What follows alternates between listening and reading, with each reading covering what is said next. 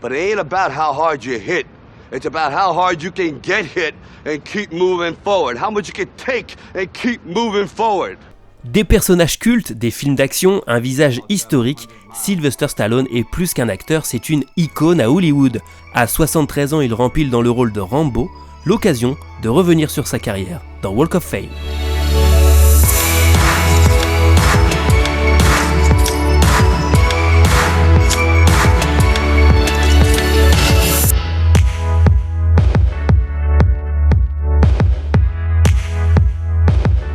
Michael Sylvester Stallone naît le 6 juillet 1946. Il est le fils de Frank et Jackie Stallone, un coiffeur et une astrologue. C'est le forceps à la naissance qui lui déforme la lèvre inférieure et lui donnera cette diction légendaire. C'est un enfant violent, bagarreur, dissipé, si bien qu'il est renvoyé de 14 écoles et que ses professeurs lui prédisent le pire avenir. Il commence sa carrière par de petits rôles plus proches de la figuration comme l'érotique The Italian Stallion, duquel il récupérera son surnom, ou Bananas de Woody Allen, dans lequel il joue une petite frappe sans dialogue. Au début, il se retrouve d'ailleurs souvent à jouer des petits mafieux. Il passe des essais pour un petit rôle dans Le Parrain de Francis Ford Coppola, mais n'est pas retenu. Il se dit alors qu'il aura une meilleure chance en tant que scénariste, et écrit alors Les mains dans les poches, dans lequel il aura un petit rôle. Ses premiers rôles marquants sont notamment La course à la mort de l'an 2000, renommée Les Seigneurs de la route pour son exploitation en vidéo, ou un épisode de Kojak. Dans Police Story, une série, il joue Rocky Cardo le temps d'un épisode, un prénom qui l'inspirera un an plus tard, en 1976, lorsqu'il va écrire un scénario, lassé de toujours se voir proposer les mêmes rôles. Et ce rôle va changer sa vie. Au début, un studio lui propose d'acheter son scénario pour $300 000, mais sans être à l'affiche du film. Malgré ses $115 sur le compte en banque, il refuse, car il veut jouer ce rôle de Rocky, un boxeur moyen qui se voit offrir une opportunité incroyable dans sa carrière. Il sera payé $200 par semaine pendant le tournage, et surtout, il gagnera l'Oscar du meilleur scénario et sera nommé à celui du meilleur acteur. À la suite du succès de Rocky, on lui propose de nombreux premiers rôles de choix, comme celui du Retour, finalement tenu par Jon Voight, ou le rôle de Superman, finalement tenu par Christopher Reeves. Pourtant, à partir de là, Sly ne tourne pratiquement plus pendant 3 ans. Il réalise La Taverne de l'Enfer, un bid au box-office, joue dans Fist, qu'il a scénarisé, fait une apparition dans The Muppet Show, jusqu'à ce qu'il scénarise et réalise Rocky II en 1979. Les Faucons de la Nuit, À nous la victoire, des films plus ou moins d'auteur, Stallone veut proposer autre chose, mais ses films ne marchent pas. Alors Sly revient à son perso, avec Rocky III, le plus gros succès de sa carrière jusque-là, et un véritable exemple de l'Amérique des années 80. Excentrique, spectaculaire, mais qui perd de son âme. Avant de trouver un deuxième personnage phare dans sa carrière, Rambo, toujours en 1982, dont il a écrit le scénario. Il poursuit dans la réalisation avec Staying Alive la suite de Saturday Night Fever, toujours avec John Travolta dans le rôle principal. Puis avec Rocky IV. En 7 ans, Stallone a réalisé 5 films.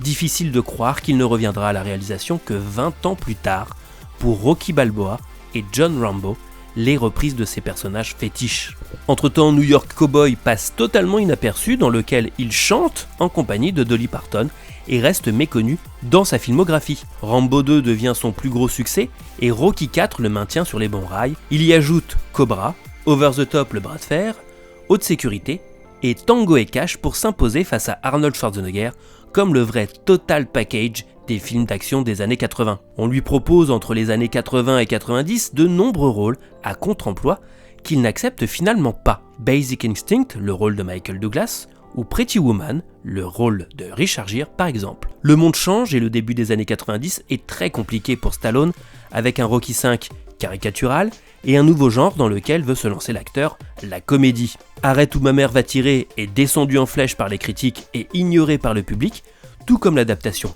d'Oscar, L'embrouillé dans le sac, dans lequel il reprend le rôle de Louis de Funès, un ovni qu'il faut avoir vu au moins une fois dans sa vie. Et côté personnel, c'est pire. Après avoir eu 2 enfants avec Sacha Chak, dans les années 70, il est en couple avec Janice Dickinson et se rend compte qu'il n'est pas le père de l'enfant qu'il a eu avec elle. Il se consolera alors dans les bras de Jennifer Flavin, avec qui il aura 3 autres enfants. C'est également au début des années 90 qu'il se lance dans le business avec le lancement de la chaîne de restauration Planet Hollywood, dont il est co-gérant avec Bruce Willis et Arnold Schwarzenegger. Enfin, en surface, car en vérité c'est l'idée de véritables entrepreneurs, et les stars des films d'action servent de vitrine au projet, tout comme la star de Deux flics à Miami, Don Johnson, Whoopi Goldberg, Roseanne Barr ou encore Wesley Snipes, à renfort de gros chèques. L'idée est de proposer une expérience de cinéma en mangeant au milieu de costumes, accessoires de tournage et pourquoi pas en présence de vedettes. Le projet est lancé à grands effets mais s'avérera vite un gouffre financier. À la fin des années 90, le projet est en faillite et racheté par Disney. On a souvent parlé de sa relation avec Schwarzy, et s'ils ont été considérés comme des ennemis, c'est surtout parce que les mêmes rôles leur étaient proposés. Ainsi, les rôles de Conan, Terminator et Mr. Freeze dans Batman et Robin ont aussi été proposés à Sly. Les deux ont fini par en rire et une réelle complicité s'est installée, si bien qu'ils ont multiplié les clins d'œil l'un à l'autre dans leurs films respectifs, comme dans Last Action Hero, où dans une réalité alternative, le T-800 de Terminator 2 est interprété par Sylvester Stallone, et ils ont même joué ensemble dans Expendables, puis dans Escape Plan. De plus, Sylvester Stallone a participé à la campagne d'élection au poste de gouverneur de Californie de son ami, en étant un de ses financiers. En 1993, après l'échec de ses comédies, Stallone revient à l'action avec Cliffhanger, puis avec Demolition Man. Full reinstatement into the SAPD and immediate assignment to the apprehension of Simon Phoenix. Two mortal enemies. Just dropped in to say hi. I'll kill you, you son of a... Oh! Et l'expert le voit partager l'affiche avec Sharon Stone. Judge Dredd le voit participer à sa première adaptation de comics, et Assassin l'oppose au jeune Antonio Banderas. Stallone a 50 ans, c'est son premier coup de vieux, et tous ses films, comme le film catastrophe Daylight, ne sont pas d'extraordinaire succès, mais ne sont pas des bides non plus. Stallone prend alors un virage surprenant en revenant au film indépendant, dans Copland de James Mangold. Il a lâché son physique hyper musclé, a pris 30 kg de gras et partage l'affiche avec Robert De Niro, Harvey Keitel et Ray Liotta. Et ça marche, le film est un plus gros succès que ses derniers films. Hollywood et le public commencent à retrouver la profondeur de l'acteur qui leur a proposé Rocky. S'ensuivent quelques films oubliables. Il prête sa voix au premier film d'animation en images de synthèse de DreamWorks, Fourmise, et se prend un bide avec le remake de Get Carter. Dans les années 2000, il sait que son temps est passé mais croit encore en sa chance comme au début de sa carrière.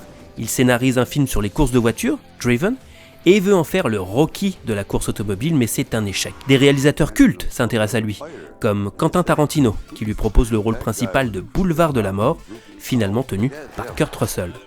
Il s'amuse avec Spy Kids 3D à jouer plusieurs rôles pour retrouver le succès auprès du grand public. Dans ses derniers rôles, il se sent fatigué, usé et vieux. L'acteur partage certaines de ses caractéristiques avec ses personnages.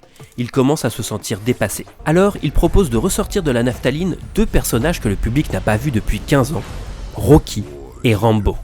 Le public le suit. Il tente alors une nouvelle aventure. Il écrit et réalise Expendables, dans laquelle une unité de vieux briscards est en mission. Pour jouer ses soldats, Sly réunit l'armada de stars des films d'action d'hier et d'aujourd'hui. Dolph Lundgren, Jason Statham, Jet Li, Steve Austin, Terry Crews et Mickey Rourke. Le succès est tel que cela deviendra une nouvelle trilogie. Il y invitera ainsi ses action stars Bruce Willis, Jean-Claude Van Damme, Mel Gibson, Arnold Schwarzenegger, Wesley Snipes, Harrison Ford ou Chuck Norris à venir jouer avec leur image dans un épisode ou deux. Cela marquera son entrée dans les années 2000, mais suivra une série de beats comme Match Retour avec De Niro ou Du plomb dans la tête, encore une adaptation de comics. Il propose alors Creed, le fils d'Apollo, en reprenant son rôle de Rocky Balboa avec succès jusqu'à la nomination aux Golden Globes qu'il remporte et une nomination à l'Oscar du meilleur second rôle. Le film aura une suite. Stallone est un acteur qui a tenu sur ses épaules 4 franchises, Rocky, Rambo, Expendables et Escape Plan, du jamais vu. Il est la seule star à avoir eu un numéro 1 au box-office sur 5 décennies différentes, des années 70 avec Rocky aux années 2010 avec Expendables. À côté de cela, il a également été capable de tourner dans des films d'action qui ne valent pas grand-chose et qui sortent directement en DVD. Pour autant, son aura n'a jamais été entachée, malgré quelques passages à vide. En 2017, il entre dans le MCU en participant à Gardiens de la Galaxie 2, ce qui finit de l'iconiser auprès d'une nouvelle génération et donne un clin d'œil au plus grand. et il participe à l'énorme succès du moment à la télévision, This Is Us, dans son propre rôle. En 2019, il rempile dans le rôle de Rambo pour Last Blood, dans un 5e épisode rempli d'adrénaline à 73 ans. Stallone a très souvent été nommé aux Razzie Awards qui se sont acharnés sur lui annuellement en le nommant pire acteur 12 fois consécutives et en le nommant pire acteur du siècle lorsque celui-ci était au sommet. Or, Stallone a également été nommé aux Oscars dès 1976 pour son interprétation de Rocky jusqu'en 2015 pour le même rôle dans Creed. Il est l'auteur de 23 scénarios qui ont souvent été couronnés de succès et de récompenses et a réalisé 8 films dans sa carrière. Stallone est une des rares icônes qu'Hollywood possède encore qui a été capable de s'adapter et de montrer l'étendue de son talent. Pour cela notamment, Sylvester Stallone mérite sa place dans le Walk of Fame. Quel est votre film préféré avec Stallone? Quelle star aimeriez-vous voir dans Walk of Fame? Commentez, likez et partagez la vidéo et abonnez-vous pour suivre nos prochaines vidéos consacrées à la pop culture.